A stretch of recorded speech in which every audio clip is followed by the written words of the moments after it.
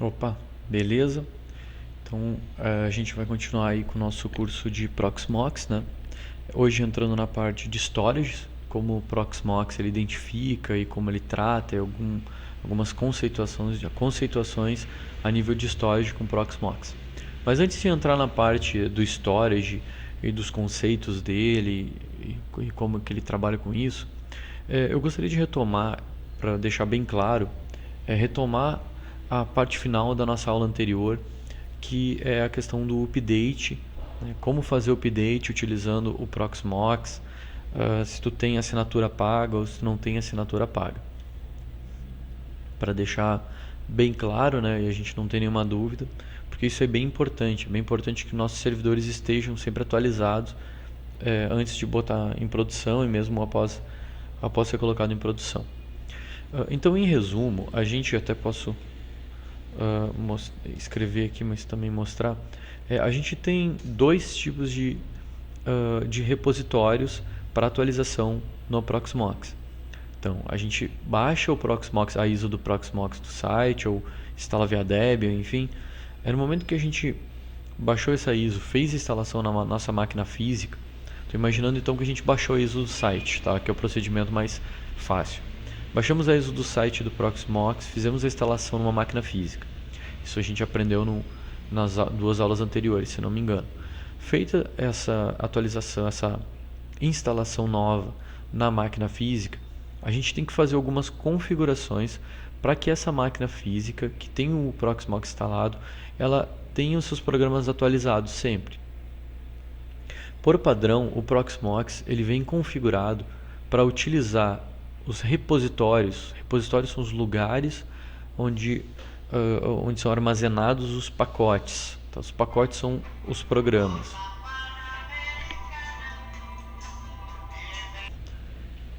Então, repositórios são os locais, né, onde ficam os programas, que são os pacotes, que a gente chama de pacote, mas são os programas, no qual a gente faz a instalação no Linux desses programas ou a gente faz a atualização. Então, ele tem os repositórios de update, de atualização. Sempre quando a gente tem uma atualização de algum programa, ele é colocado lá. E aí, quando a gente faz um update, ele pega esse programa atualizado, subscreve o programa anterior dentro do nosso sistema. É assim que funciona, em linhas gerais, a atualização no Linux, né? Meu referencial é o Debian. Enfim, como é que então o Proxmox se encaixa nisso? O Proxmox, a gente viu, ele utiliza a base do Debian, né? E ele vem configurado com o repositório Enterprise, ou seja, ele vai pesquisar lá nos repositórios do Proxmox, os arquivos do Proxmox, o Enterprise.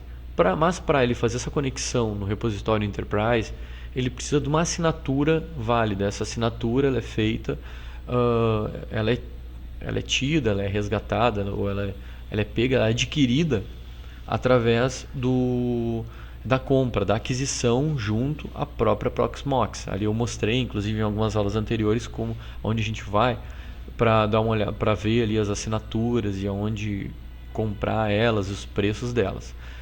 Se tu tem essa assinatura comprada com eles, é só tu fazer uma adição dessa assinatura e aí ao mesmo tempo é liberado, né? É liberado o teu update do teu servidor através de chaves de criptografia, é liberado os updates dentro desse repositório do Proxmox Enterprise. Se tu não tem essa assinatura, aí tu tem que fazer duas coisas. A primeira, tu tem que comentar o repositório Enterprise, que ele já vem habilitado por padrão. Tu tem que comentar, ou seja, quando tu comenta algo dentro do arquivo de configuração do Linux, a gente diz vulgarmente comentar, mas na verdade ele não vai mais ler aquela linha, consequentemente tu está desativando. Então na verdade tu vai desativar o repositório Enterprise. Depois de desativar esse repositório Enterprise, tu vai incluir o repositório NoSignature, ou seja, o repositório que o Proxmox libera para nós para fazer a atualização dos programas deles, das pessoas que não têm essa assinatura paga. Ressalto que esse repositório da Proxmox que não tem assinatura, para usuários que não têm assinatura, ele tem os programas, segundo a própria Proxmox, programas não completamente testados. Eles não recomendam para utilização em empresas. O que se vê nos fóruns, principalmente, é que tem muita gente que utiliza esses repositórios dentro de estruturas empresariais. Fechando então conceitualmente essa questão aí da atualização, lembro que os dois lugares que a gente vai para fazer essa alteração dos repositórios, a gente pode conectar por SSH no servidor Proxmox, né, nosso servidor Proxmox, no caso meu servidor é o PVE01. Aí a gente vai lá dentro do diretório etc/apt, diretório padrão Debian, onde tu tem as configurações de repositório. Dentro lá do diretório sources list.d, tu tem um arquivo pventerprise.list. Esse é o arquivo de configuração do teu repositório Enterprise. Então vamos dar um vim nele e vamos comentar. Eu não tenho vim na minha máquina aqui, então vamos editar com nano. Já está comentado aqui com a hashtag, com o jogo da velha, então essa linha aqui ela não vai ser mais lida pela configuração, pelos arquivos de configuração. Consequentemente, ela não vai ser ativada. Tá? Por que a gente tem que fazer isso? Porque como a gente não tem assinatura paga, se ele vai tentar ler esse repositório da assinatura paga, vai dar um erro e ele vai dizer sempre que a nossa atualização está com erro. Então, para evitar esses erros na nossa atualização, a gente faz a desativação do repositório Proxmox Enterprise. Outra configuração, a segunda configuração que a gente tem que fazer, aí a gente volta um diretório e edita o próprio sources list, que é o arquivo padrão de repositórios do Debian. Então a gente tem aqui a primeira linha se refere ao próprio Debian, né, o sistema Debian. A segunda linha também se refere ao sistema Debian. E a terceira linha foi a linha que eu adicionei, mostrei como e tal na aula anterior, que se refere ao repositório Proxmox no subscription. Então é só adicionar essa linha aqui, salvar o arquivo. No momento que tu adiciona e salva essa linha, tu substituiu o repositório subscription Enterprise por um no subscription, que é o nosso caso. Depois de ter feito isso, aí é só entrar na interface web do próprio Proxmox, fazer um update e um upgrade se for necessário, ou seja, se ele identificar que existem atualizações. Aqui eu estou conectado então no meu servidor IP70, ok?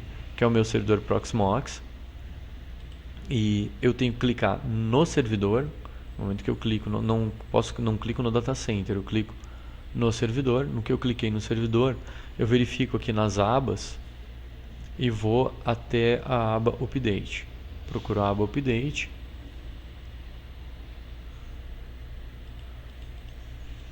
Ok, estou na aba Update aqui. Agora eu clico em atualizar. Eu lembro que quando eu clico aqui no servidor, né, no nó ou no host, como a gente vem falando, ele abre as opções aqui de abas referentes ao próprio host. Se eu clicar no data center, eu não vou ter esse update, porque o data center não é nenhum servidor. O data center ele pode ter vários servidores, então eu não tenho esse update no data center. Eu só vou ter esse update se eu clicar no meu próprio nó, no meu próprio servidor Proxmox, que é o PVE01, né, o nome dele. Então cliquei no servidor, cliquei em updates e em seguida eu clico em atualizar. Aí ele vai me dar uma mensagem de erro dizendo que eu não tenho uma assinatura válida. Então ok, esse é um erro esperado, é um warning, né? E em seguida ele vai fazer um update. Faz o update e ele verifica se os pacotes estão atualizados, enfim. Aqui a gente bota um pouquinho para baixo aqui, ó, e a gente vê aqui, ó, tarefa finalizada, ou seja, ele já atualizou e ele está pronto para verificar se tem algum arquivo novo ou não. Então a gente fecha aqui, ó, ele identificou 2 arquivos novos. Então ele identificou que existe atualização, existe uma atualização possível para 2 arquivos, ó, que é esse cara e esse cara. Então, como é que a gente faz para fazer o upgrade, fazer a atualização desses dois arquivos que ele verificou? A gente clica no botão upgrade, ou a gente clica na setinha. Lembrando isso, só para reforçar, porque eu comentei na aula passada, que o upgrade ele faz um VNC na console do próprio servidor e faz o upgrade direto na console.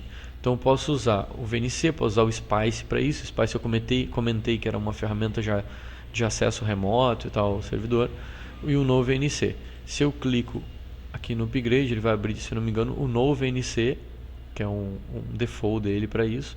Abre na console do servidor. No que ele abre na console do servidor, ele já faz um apt-get dist upgrade, que é o que a gente quer fazer, o upgrade, e ele está mostrando para nós os dois arquivos que tem a possibilidade de atualização. Ok, dou um Y aqui que eu concordo, quero atualizar eles, e ele faz essa atualização para mim e já ok, está liberado ali. Dependendo da atualização, algumas atualizações é necessário o reinício do servidor. Ele vai falar aqui embaixo, ele vai dar uma mensagem, aguardamos o reinício do servidor, alguma mensagem desse tipo. A favor reiniciar o servidor para que os updates tenham efeito. Okay? Então ele vai deixar a mensagem ali, e aí quando tem essa mensagem tem que reiniciar o servidor para que as atualizações elas entrem em vigor. Beleza? Uma vez feita a atualização, então, vou só fechar aqui que eu não preciso mais dele. Fechei o meu shell, fechei minha conexão VNC com o servidor. Estou aqui novamente e posso fazer um atualizar aqui de novo. Vai dar aquela mensagem de warning, ele vai verificar. Tarefa ok, vou dar um fechar, ele vai verificar e vai dizer não tem update disponível. Então nosso sistema está atualizado. É importante sempre o sistema do nó, do servidor, tá completamente atualizado para a gente evitar algum bug, alguma situação aí em que já tem uma correção, mas que essa correção não tenha sido aplicado no ambiente, né? Quanto à atualização, então, aí a gente fecha em definitivo ela, né? Fechamos então essa conclusão sobre atualizações do Proxmox, e agora a gente começa a trabalhar com storage e principalmente sobre conceituação de storage. Storage, né? Geralmente, o que é um storage? No mundo da informática, geralmente quando a gente fala em storage, a gente está falando de storage de rede ou um dispositivo externo, do servidor que a gente está mexendo. Então vamos dizer assim, a gente tem um servidor físico. Esse servidor físico ele está com storage plugado nele. O que é isso? Eu tenho um outro dispositivo, um outro equipamento externo, e via cabo SCSI ou via cabo de rede eu faço o acesso a esse storage, esse armazenamento. Esse é um conceito que a gente tem de storage. Mas o storage, principalmente para o Proxmox, ele é um local de armazenamento. Storage para o Proxmox significa local de armazenamento. Então, não necessariamente quando a gente vai configurar o storage e a gente vai estar configurando um equipamento externo da nossa máquina, ou um equipamento de rede externo, alguma coisa nesse nível. Não. Qualquer local em que a gente vai armazenar algum dado vinculado à virtualização e a container, ele chama de storage, mesmo que esse local seja um diretório do meu próprio servidor de virtualização. Então, o que eu tenho aqui? Por exemplo, eu tenho meu servidor PVE01. Qualquer local dentro do meu servidor PVE01 que eu utilizo para armazenar imagem de máquina virtual, para armazenar as ISOs para instalação, enfim, qualquer dado, eles têm que ser armazenados dentro de uma configuração de storage, ok? Então, para o Proxmox, storage é isso. Storage é um local de armazenamento de informação, não somente armazenamento de rede. Tá?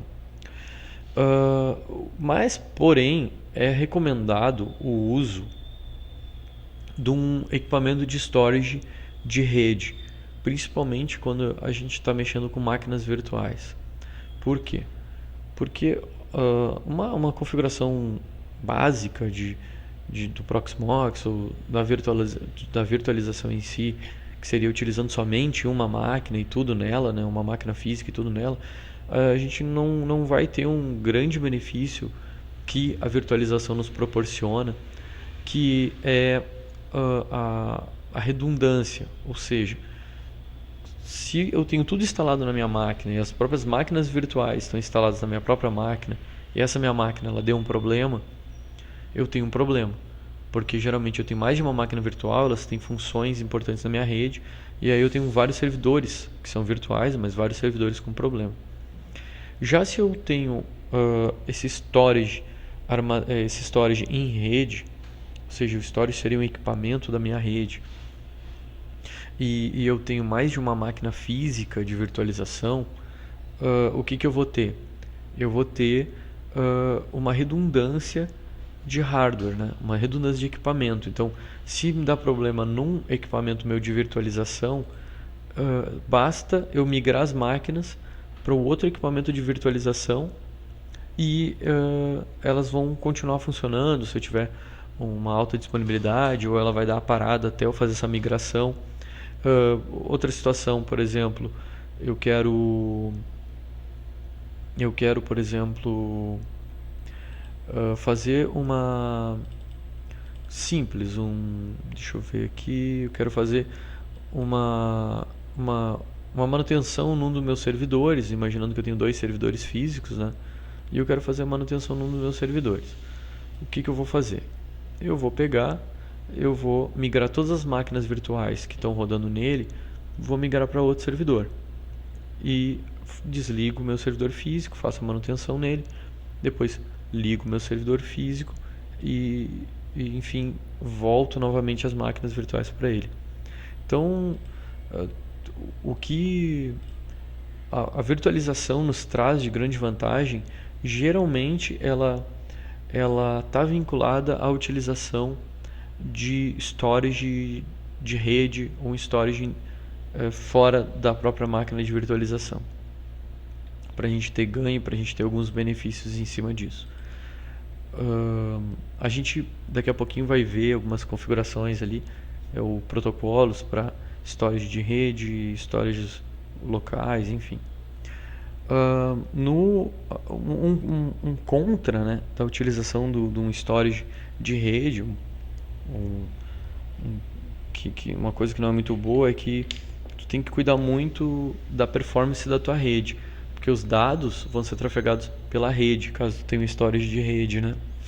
Então, os dados sendo trafegados pela rede, tu tem que ter uma rede de boa qualidade, tu tem que ter, talvez, dependendo, uma placa de rede, 1 gigabit dedicada só para transação entre o teu storage e a tua máquina virtual, teu servidor de virtualização, ou até mesmo mais de uma placa de rede, fazendo uma união aí de 2 placas de rede de 1 GB, por exemplo, para fazer a transmissão desses dados, a transferência desses dados. Então, uma ideia, um motivo meio ruim, né, de utilização de um storage em rede é essa questão da performance, que ela tem que ser muito bem analisada para ser utilizada. Mas por padrão se utiliza storage em rede, tá?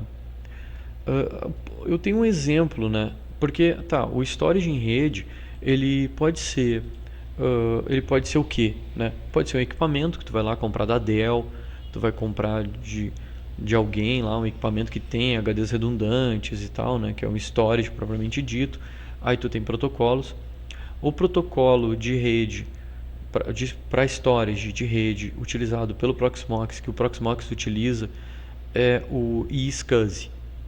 Em seguida a gente vai falar um pouquinho sobre o iSCSI, mas tem que verificar se o storage está comprando, está adquirindo, ele tem suporte a iSCSI. Geralmente tem, todos que eu conheço tem. Então isso não é um problema a princípio. Mas além desse equipamento que vai comprar, talvez pagar mais caro, dependendo do tipo do teu projeto, tu pode ter um outro tipo de storage. Um storage de rede, porém, entre aspas, um storage montado, né? O que seria isso? Tu pode ter, por exemplo, uma distribuição que é a FreeNAS, né? Essa distribuição ela é baseada no FreeBSD. Então tu tem vamos dizer assim, tu tem um computador, um servidor, né? Esse servidor, tu tem ele com 2 discos, que vão ser os discos que tu vai utilizar para dados, e tu tem um disco que tu vai fazer a instalação desse FreeNAS. Então teria 3 discos. Beleza, então tu faz a instalação do FreeNAS. Eu tenho um exemplo inclusive de FreeNAS instalado aqui, ó. Então essa distribuição tu instala nesse computador, né? Que vai funcionar como um storage. Depois que tu fez a instalação, tu pode, por exemplo, utilizar os 2 discos extras que tu tem na máquina, que vai funcionar como dados. Tu pode utilizar eles em RAID de software, mas existe essa possibilidade de utilização. Toda essa configuração tu pode fazer via interface web. Então aqui eu tenho um exemplo de um FreeNAS instalado. Esse FreeNAS eu tenho ele aqui, ele tem um disco local para teste, né, de 10 GB e um disco secundário de 20 GB. Nesse disco secundário de 20 GB eu tenho a configuração do iSCSI nele, ou seja, eu estou disponibilizando o iSCSI, o protocolo iSCSI na rede através desse meu servidor aqui, desse meu servidor FreeNAS. Então ele funciona exatamente como um storage que tu vai comprar da Dell, vai comprar da IBM, vai comprar de algum HP, de algum fabricante famoso. Ele presta basicamente os mesmos serviços, se presta a mesma função. Então tu tem ali a opção de configuração ali de iSCSI nele, e então tu pode fazer essa utilização de um sistema de virtualização, de um ambiente de virtualização no qual o teu storage pode ser uma máquina montada, um servidor com um FreeNAS. Tem outras distribuições, NAS for Free, NAS 4 Free é o nome. Deixa eu botar aqui, se eu não me engano é assim. Então esse aqui é o site no NAS for Free. Opa, e pelo menos tinha antes, né? Acho que deve estar fora o servidor deles. Então tem manuais aí da internet, como tu configura, como é que funciona. NAS for Free. E o NAS for Free também é semelhante ao FreeNAS, né? Tem acesso via web ali as configurações e tal. Tu pode fazer configurações via web, não precisa ter conhecimento de FreeBSD ou algum sistema específico para fazer as configurações necessárias, tá? Então, no meu teste aqui, que a gente vai fazer, eu estou utilizando o FreeNAS para isso. Estou utilizando o FreeNAS para fazer as vezes de storage da minha rede. Ele é bastante utilizado, muita gente utiliza ele. Ele não compartilha somente via protocolo iSCSI. Eu posso, por exemplo, também utilizar outros protocolos de armazenamento de rede, por exemplo, NFS e algumas outras coisas. Eu vou entrar em seguida nessa questão conceitual. O que é iSCSI, né? O que é NFS, o que é ZFS, são tipos, não digo de storage, mas são conceitos que a gente vai utilizar em seguida quando a gente estiver adicionando os storages dentro do Proxmox. E aí vamos entrar então nessa teorização, nesses conceitos, né? Dos conceitos, dos primeiros conceitos que a gente tem que ter em mente para começar a trabalhar com o Proxmox é o conceito de LVM, tá? Eu já comentei numa outra aula que tem um curso de LVM ali na Linux Solution, enfim, que, que explica todo, enfim, é um curso dedicado a isso. Então tem bastante coisa ali dentro, definições e tal, o que é LVM, como trabalhar com ela e tudo, né? Minha ideia aqui não é dar um curso sobre LVM, né? Essa ideia agora aqui é conceituar LVM basicamente, ou seja, o mínimo necessário para a gente ter uma compreensão do que é LVM, porque a LVM é básico para quem trabalha com virtualização e com Proxmox. Então, o primeiro conceito é o LVM, né? O que é o LVM? Por exemplo, o nosso sistema operacional do Proxmox, que é o Debian com os pacotes do Proxmox, ele está instalado direto no disco, né? Então eu tenho minha máquina física lá e eu tenho meu Proxmox instalado nela via ISO, como a gente fez. Quando a gente faz essa instalação, ele instalou diretamente no disco, tem a questão das partições e tal, né?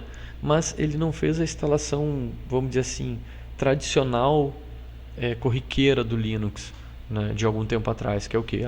Ele criava partições no disco, dessas partições ele criava um sistema de arquivos ext3 ou ext4 nessas partições e ele fazia a instalação do sistema operacional. No caso do Proxmox, ele fez uma instalação sob LVM. O que é LVM? LVM é uma camada extra que a gente tem entre o nosso disco físico e o nosso sistema de arquivos. Eu tenho aqui uma imagem, tentar mostrar e tentar explicar um pouquinho sobre a LVM.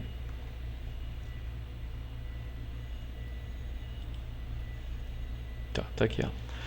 Então o que é LVM? Vamos imaginar, aqui eu tenho 3 discos físicos, tá? Vamos imaginar que eu só tenho um disco físico, que é para facilitar a coisa. Então eu tenho um disco, que é o meu HD, né? Ok. O meu HD, ele vai ter uma partição nele, que é uma partição de um tipo específico, que é o tipo LVM, e sob ela a gente vai ter um grupo de volumes, e nesse grupo de volumes a gente vai ter um volume lógico. Esse volume lógico é esse volume lógico que vai ser formatado e vai fazer as vezes de partição. Então o volume lógico é o que simula o que a gente teria como partição numa instalação tradicional do Linux, né? Então o LVM ele trabalha com um grupo de volumes e com volumes lógicos. Então num grupo de volume a gente pode ter vários volumes lógicos. Então eu tenho um grupo de volume no meu Proxmox chamado PVE. Se não me engano, esse é o nome do grupo de volumes. Ele está vinculado a um volume físico. Esse volume físico é o meu disco rígido do meu computador, do meu servidor. Então eu tenho um disco físico. Esse disco físico ele está dentro de um grupo de volumes. Esse disco físico ele tem uma partição do tipo LVM que está dentro de um grupo de volumes. Esse grupo de volumes ele tem vários volumes lógicos. Qual o benefício da utilização de LVM? A LVM ela permite que tu, por exemplo, futuramente, está acabando espaço e tal da minha partição ali de volume lógico. Eu posso instalar um outro disco físico na máquina, aumento o tamanho do meu grupo de volumes, porque eu vou ter mais um disco físico na máquina. Com isso eu posso botar dar mais espaço para os meus volumes lógicos, ou posso criar um outro volume lógico. Então é muito mais flexível. É muito mais flexível a utilização de as partições em comparação. É muito mais flexível o sistema de LVM em comparação com o sistema tradicional de particionamento. Então esse volume lógico aqui que é criado nesse volume lógico que é criado, por exemplo, o sistema de arquivos, seja ele ext3, ext4 e tal. Então esse é mais ou menos o conceito de LVM, né? Além simplesmente tu poder adicionar mais um disco e fazer aumentar o tamanho dos teus volumes lógicos, tu pode, por exemplo, fazer uma RAID de software via LVM. Então na própria LVM, a partir das últimas versões da LVM do Red Hat, por exemplo, tem essa possibilidade, inclusive do RAID do tipo 5, RAID do tipo 1.0 ou 10, né? Já nas LVMs um pouquinho mais antigas, aí, o Debian 7 ele está com LVM que, por exemplo, permite tu fazer RAID 1, né, que é mirror, e também RAID 0, que é stripping. Então, tu pode ativar, né, RAID diretamente na configuração de LVM. RAID por software, claro, né? Então, esses são alguns benefícios da utilização da LVM. Além do sistema operacional em si, que foi instalado sob uma base LVM, a gente tem a possibilidade de ter outros grupos de volumes vinculados a outros discos físicos. Então, eu posso ter um grupo de volumes específico, vinculado a um disco físico específico, somente para minhas imagens das máquinas virtuais. Quando que isso é interessante?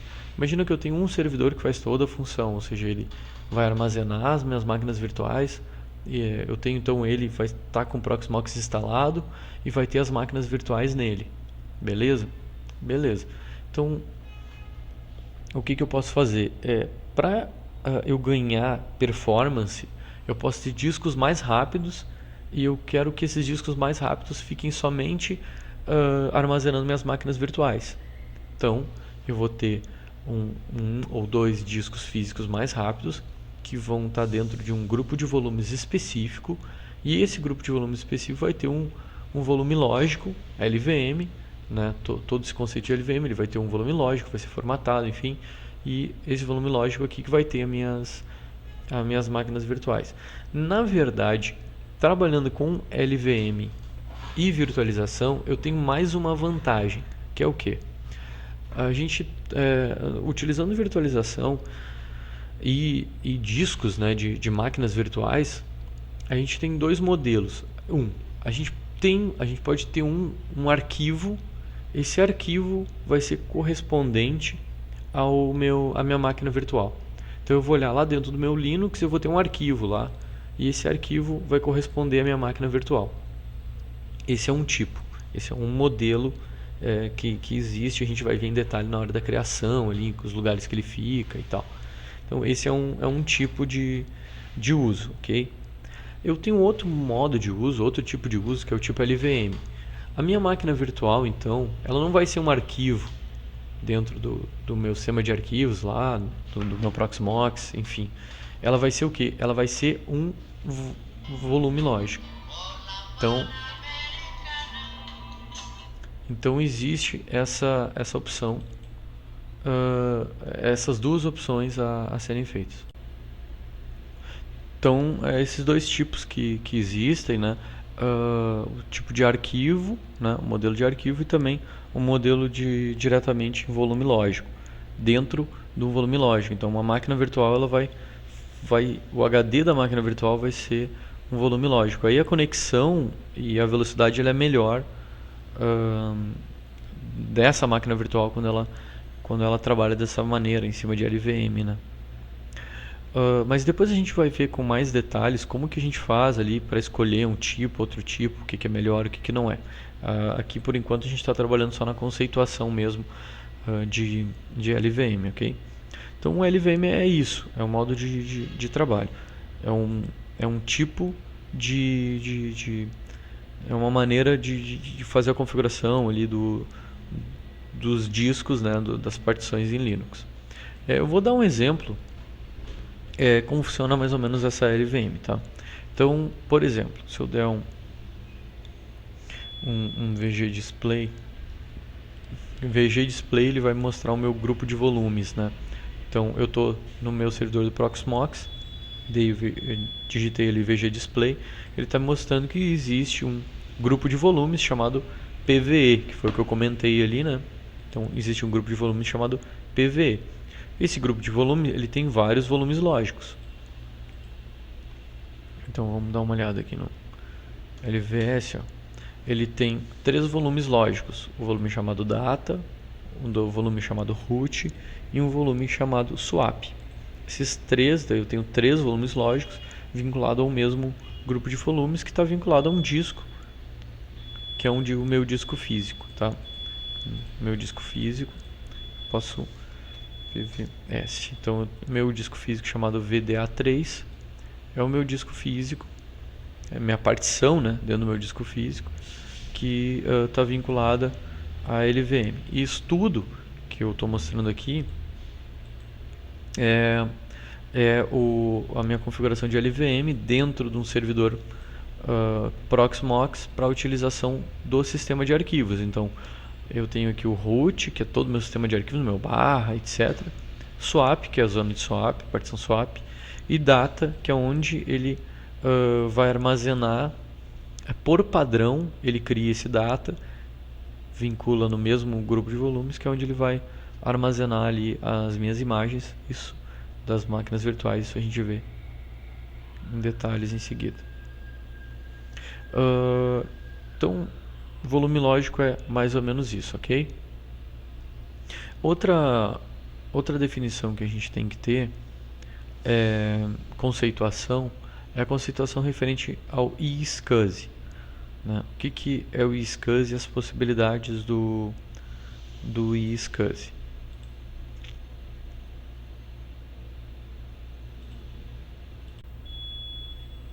Como o conceito de iSCSI ele é um pouco complexo, não tanto, mas eu queria detalhar principalmente uns modos de conexão que ele tem e que aí a gente vai, o Proxmox ele possibilite que a gente utilize o iSCSI juntamente com a LVM.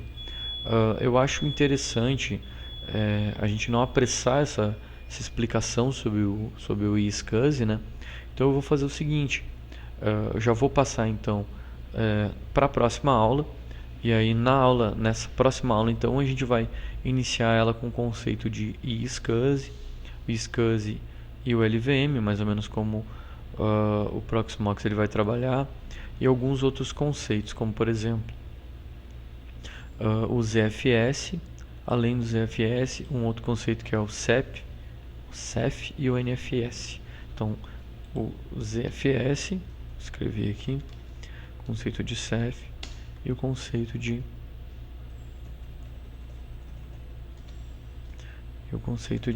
NFS, que aí é um conceito bem mais simples, esse conceito de NFS. Ok, então vamos fazer isso já na próxima aula, que aí fica mais tranquilo e a gente consegue explicar melhor essas situações aí. Ok? Então, até mais. Abraço.